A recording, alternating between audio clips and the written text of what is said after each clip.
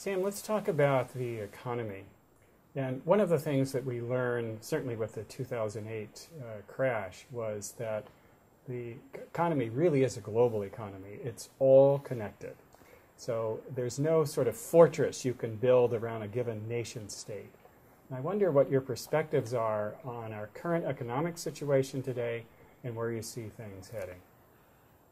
I think we must first recognize that the economy today is in state of flux,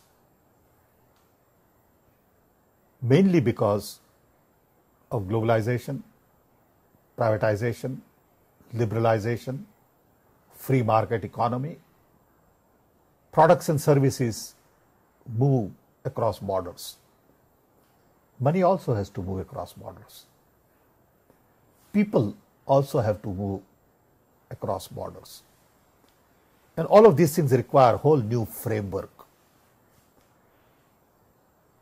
The earlier idea of money was based on my money, your money, every country has their own money, and then exchange rates, and somebody plays with it, and somebody sitting at the exchange, decides what's the exchange rate. And very few handful of people really know how to play this game. Okay. Today, something happening in one country has huge impact on the other country. Local events become international. If there is a flood or lots of snow in Chicago, people all over the world know it instantly. Markets are global. So electronic way of settling market is very different from the way we did it in the past. So we need to understand a little bit about how did we get here. We got here because everybody looked at only their economy as the way to solve their problem. Some people took advantage of capitalism. I sincerely believe that capitalism has been hijacked in many countries by a handful of people. I mean, I have nothing against all the great investment banks. But sitting there, one little guy somewhere is trading, billions of dollars worth of instruments. And they get paid hundreds of millions of dollars. It just seems little odd. Yeah. Okay, but I'm sure they can justify it, In that kind of an environment, what does global economy mean today? I think we got here mainly because the instruments have changed. See, earlier we were doing barter, which was easy to deal with. I give you wheat and you give me fruits or whatever. Then we got cash, but everybody had their own cash. How do you value your cash versus my cash? Complicated. Then comes credit card. As soon as you introduce plastic instrument, you all of a sudden had trillions of dollars, notional money that you never had. So with this plastic card, I can go borrow $10,000, which I don't have. So all of a sudden, you got a whole new instrument, which is different from cash or barter goods or services. Then you got debit cards. Then you got all these financial markets with derivatives and instruments and complicated stuff and stock markets, And then people started hedging in a big way. I mean, I remember internet bubble not too long ago. And everybody had all kinds of valuations of companies which were in billions and billions. And all of a sudden it just crashed. So people lost notional billions. Then the US mortgage crisis. People just gave homes without really checking their financials. When I was growing up in the US and we went to buy a house, the normal formula was that if you earn 10,000 a year, you can buy a house worth only 25,000, 2.5 times your annual salary, because then it fits into your tax and this and that, and this is all you can afford. But during mortgage crisis. We gave people making $50,000 mortgage for $400,000 home. It doesn't require intelligence to say this is going to crash. And it did. You don't need brains. Okay. Then comes European financial crisis. Because there also people have borrowed and they are spending more than their means or whatever. I'm not a financial expert. I'm not an economist. So I really don't understand a lot of these things. But I'm looking at as a layman. For example, today students' loans in America is a major, major challenge as far as I'm concerned. Millions of poor kids have borrowed huge amount of money. I mean, it costs you $100,000 to get an MBA. You want to go to medical school, you probably borrow $300,000 before you graduate. How do you pay that money back? It was okay when you could get a lot of jobs and high salaries. But that picture has changed because the world economy has changed. So earlier everyone assumed that US will drive the world economy. So when EU was set up, according to me, people in EU also felt that we'll be in the back of US. US will drive it. Number one, will be number two. There is no longer bipolar world. It is a unipolar world. And everything is going to be great. And then comes 9/11. Everything changes all of a sudden. And then comes rise of China, India, and few other countries. And the world is not used to this. World gets in panic, saying, what do you mean these guys are becoming powerful? But I think world forgets the fact that India was the largest economy in the world in 1760. 27% of the world economy was from India. And 1760 wasn't too long ago. Amazing. Then comes British Raj. Indian economy goes from 27% to 2%.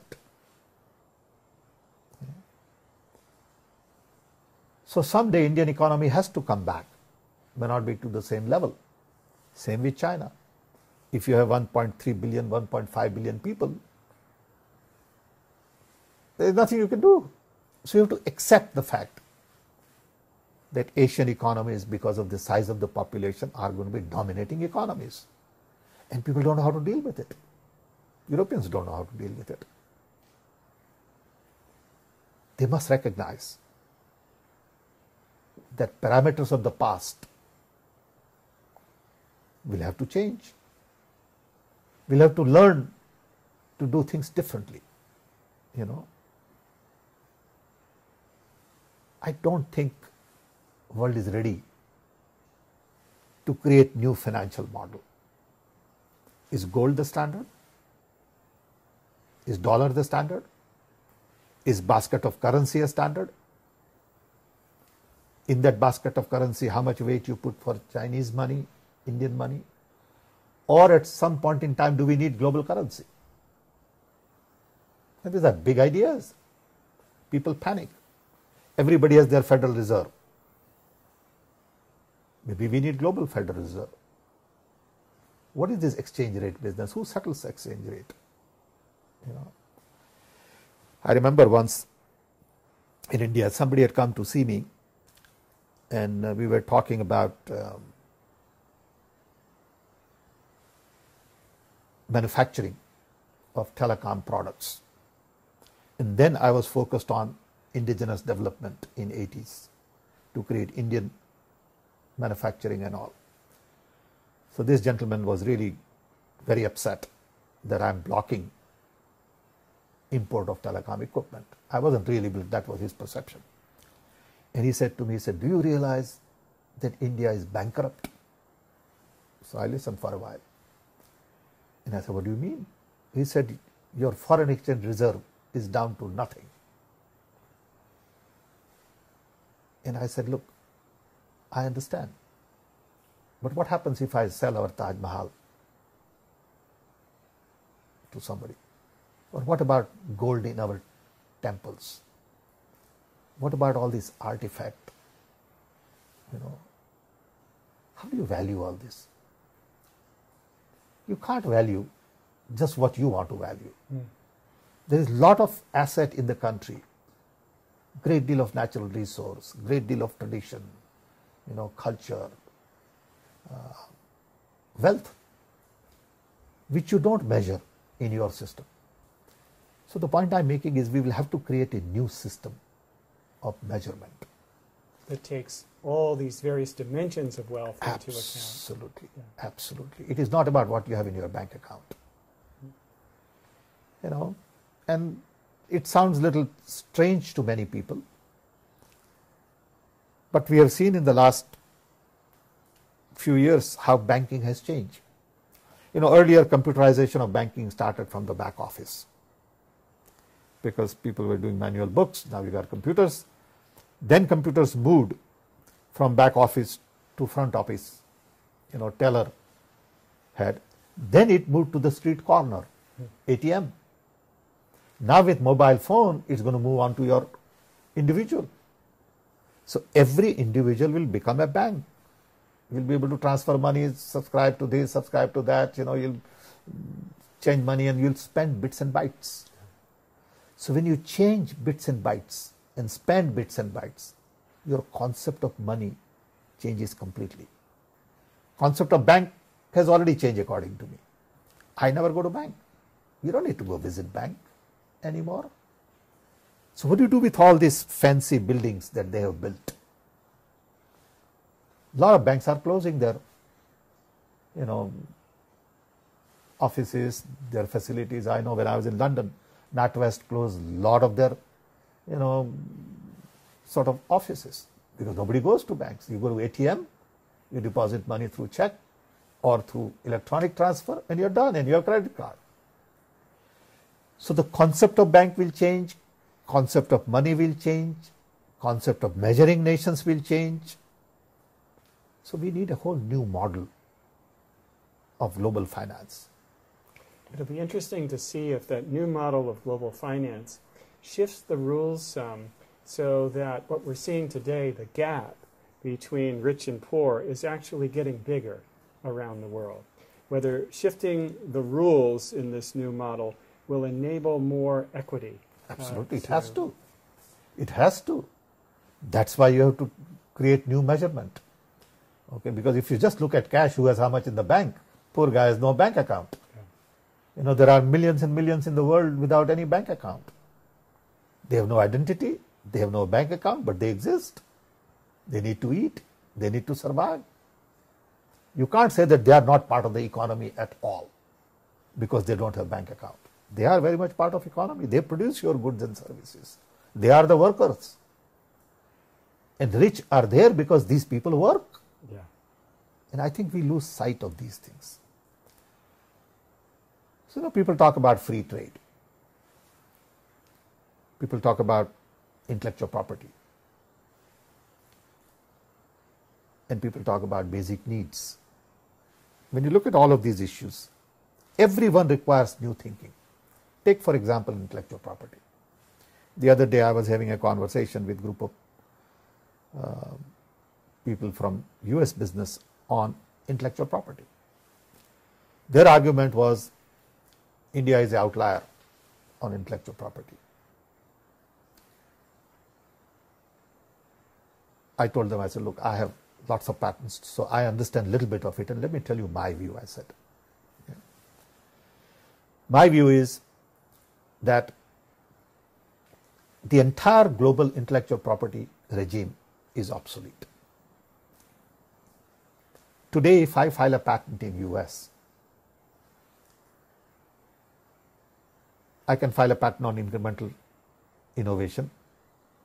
I get patent in a couple of years, maybe 3 years. Then if I want global protection, I need to file PCT. Then they tell me to select countries, France, Germany, Italy, whatever. Then every country wants me to translate in their local language. And as a little inventor, not a big corporation, it may cost me $100,000 before I get done with the patent. So, a discouraging little inventor. Two, Some countries will say, look, this patent is not valid here. You will get 20 claims in US, but the country will come back and say, no, this claim is not valid here. Make up your mind. If it is invention in US, it's invention everywhere else. So you have global trade, global technology, but local patents. Don't make sense. You cannot have local patents and global trade.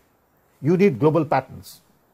Today with internet, I should be able to file a patent in global court. Global judges will decide, or patent officers will decide whether it is patentable or not. If it is patentable in US, it's patented everywhere else. I don't understand why we can't do it. But people have interest in their local borders. Everybody has vested interest. So when the US looks at India in terms of patent is one view. When India looks at US in terms of patent is totally another view. So everybody has their own little agenda. It is time to begin to think of global economy, global intellectual property, set up new institutions to respond to the needs of the 21st century in terms of maybe global Federal Reserve, in terms of global patent office, and 10 more things. Somebody has to do it. Nobody is willing to accept this. Everybody wants to protect their own little thing. So the pressure will continue to build until something new emerges. It's about time to do it. I mean, how could we be going into 21st century with all these great potential, new ideas, young talent, huge success stories in the 20th century, and not think of the future? We are too locked up in the 20th century mindset. We need to release this energy and build the requirements of the 21st century. You know, when I look at leaders going to G8 and G20 meetings, and this friend of mine, Kishore Mahbubani from Singapore, talks about it at great length. Most of the leaders go to these global platforms not for global gains, but for regional gains. Oh, absolutely. They only talk about what is good for their country. They never talk about what is good for the world. What is the sense in having a world forum if you're not going to talk about what is good for the world? And I think that's the challenge in economy. We need to create a lot of jobs for all our young people all over the world, whether they are in Spain, Africa, India, China, US. How do we do that? Because they have to live comfortably, you know. And the disparity is not only between countries. I think within countries, there is also a great deal of disparity in every country. Even in US, we have disparity. You know, just in the city of Chicago, I go a little bit south from the University of Chicago, and the world is very similar to world in Africa or India or anywhere else. Illiteracy, poverty, you name it, you know. So it's not that there is disparity between countries. I think there is disparity within country, in different communities. And all of this requires new look at economy. Thank you.